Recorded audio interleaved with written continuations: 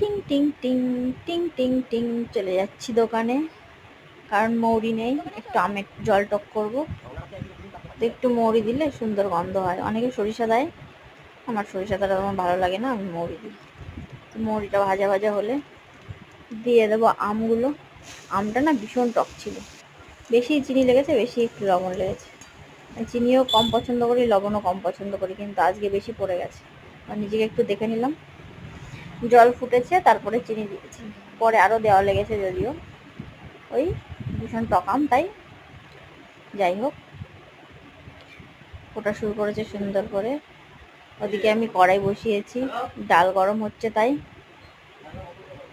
ঠাম্মা তিলক কাটছে। এইভাবে ওনার চিরুনিতে কাটতে কাটতে উনি অভ্যাস হয়ে গেছে ওনার, এইভাবে ওনার সুবিধা হয়। আমার চাটনি রেডি, চাটনি বলছি টক রেডি। এদিকে আমার ডালও প্রায় কমপ্লিট, প্রায়।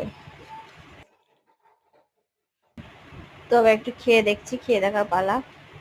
খেয়েই বুঝতে পারলাম ভয়ঙ্কর টক। আজকে আমাদের বাড়ির কারোরই পছন্দ হবে না এই বিচ্ছিরি আম।